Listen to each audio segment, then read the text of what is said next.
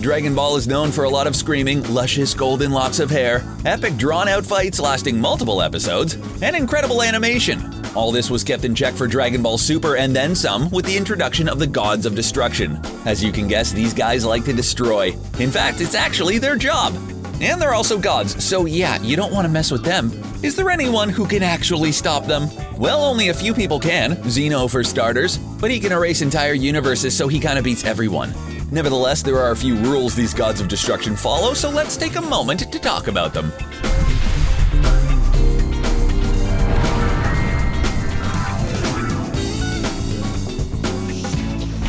Destroy. As the title suggests, destroyers or gods of destruction have to, destroy. As simple as it sounds, this is something all destroyers are made to do. While the Kais and Supreme Kais are beings of creation and growth, the destroyers are beings that destroy planets and galaxies alike. It's a yin and yang kind of relationship, and some might even say it's an evil thing to do, but hey, somebody's got to do it. Think about the life cycle we're taught in biology class. The producers create the resources for consumers, and decomposers break down dead or dying material that will one day be fuel for the producers. It's the cycle of life, baby. The same can be said for the destroyers and Kai. If the Gods of Destruction never existed, there would soon be an overabundance of planets and galaxies in one universe, and nothing to really put the universe in check. A wise man once said, "It's a dirty job, but someone has to do it." And the saying rings true here.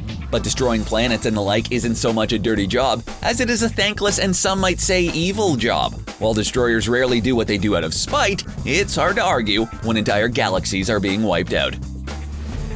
Choose and train replacements.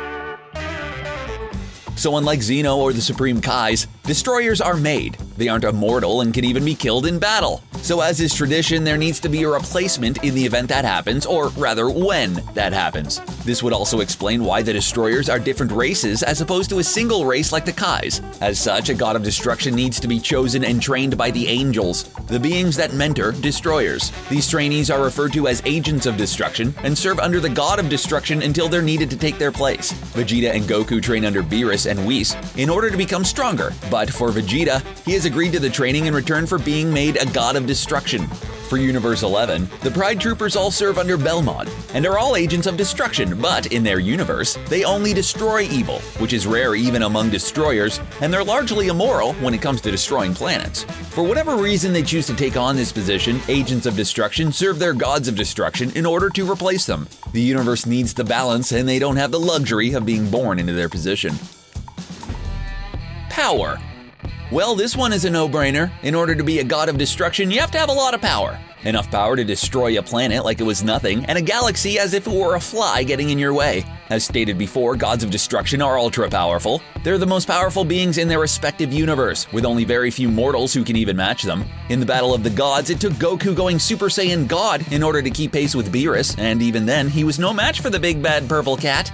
While Champa and Beerus are brothers and both ridiculously powerful, Beerus has proven to be the stronger of the two. More to the point, it has even been stated that not all destroyers are equal in power. Quintella has stated that he once beat Beerus in arm wrestling, which in and itself is hilarious, seeing a little yellow mouse beat a purple cat.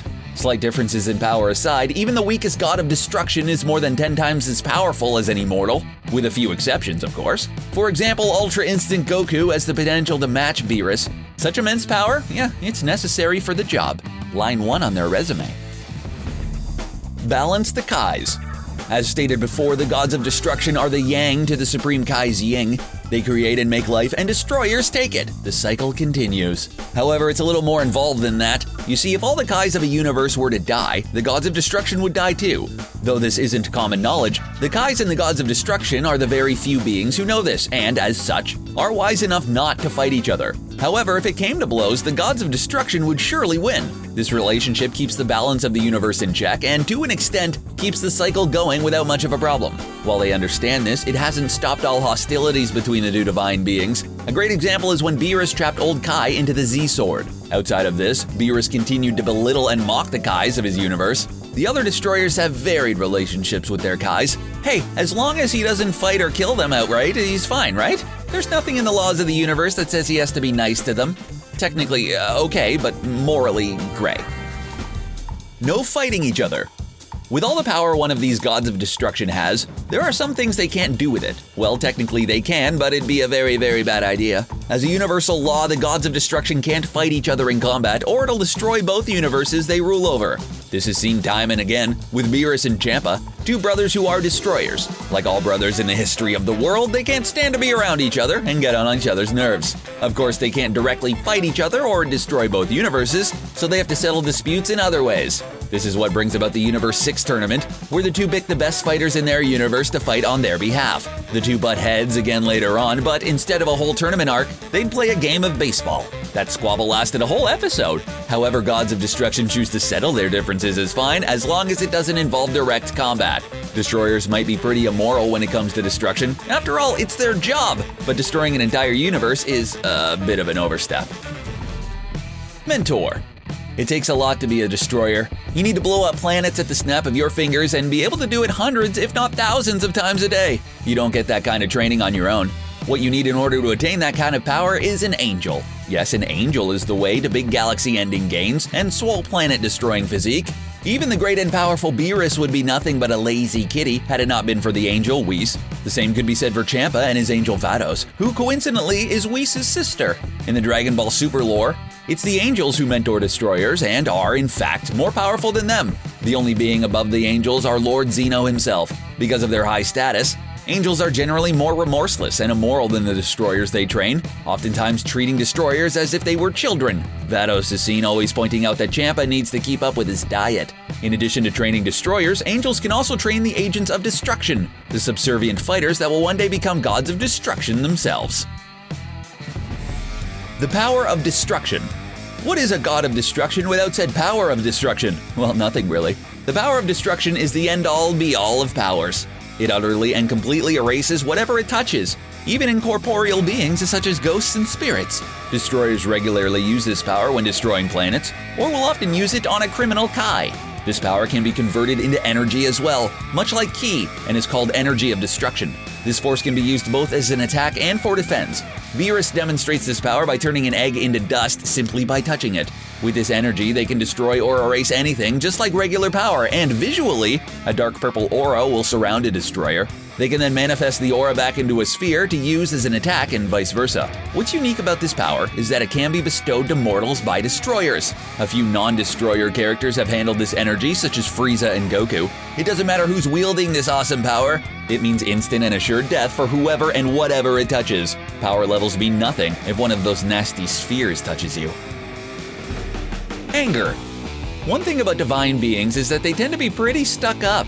The angels being largely detached from the mortal world as a whole, and not caring about anything, not even the destroyers they mentor. The Kais are a bit more emotional and animated, but they do have a bit of an aloof factor to them, especially the older Kai.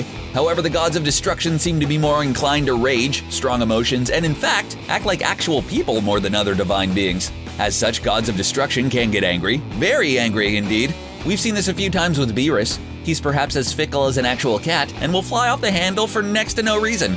He even destroyed planets over trivial matters, like not liking the food they made for him. Destroyers even go to a rage mode similar to Saiyans when their power and fury escalate dramatically, which makes sense since gods of destruction manifest their own power in raw destructive energy, mixed with their naturally high combat skill. It's no wonder these destroyers are prone to fits of rage. They're a calamity, a force of nature condensed into a single entity.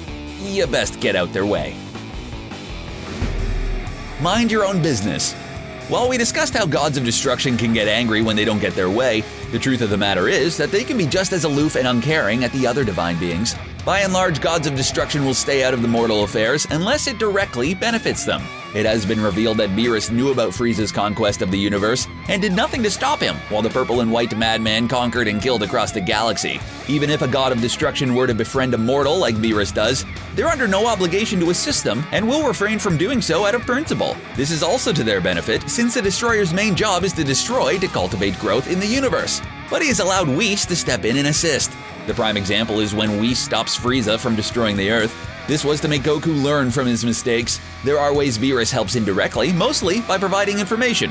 Beerus has shared info with Bulma and the other Z fighters throughout Dragon Ball Super. Of course, this is to Goku's benefit too. If Beerus were to stop every crisis on Earth, Goku, he'd be out of a job. Earn divinity.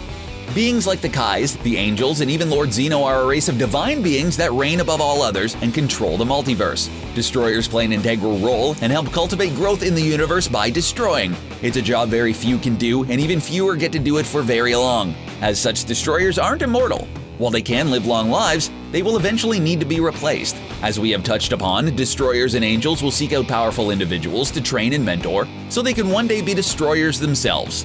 Vegeta has to be trained by Whis in order to become stronger and one day surpass Goku, as is his mission in life. Whis agrees on the condition that Vegeta becomes a god of destruction himself one day. It's through this process that we come to the conclusion that destroyers are made rather than born. It also explains why all the gods of destruction are different races, save for Beerus and Champa, who are twin brothers. Strong fighters need to prove themselves to the powers that be in order to attain the massive power necessary to be called a god of destruction. So as always, dress for the job you want, folks. So these are the rules gods of destruction follow in Dragon Ball. Do you think we left anything out? What rules would you include? We'd love to hear what you have to say in the comments down below. Also be sure to hit that subscribe button and ring that bell for more CBR content. Thanks for watching.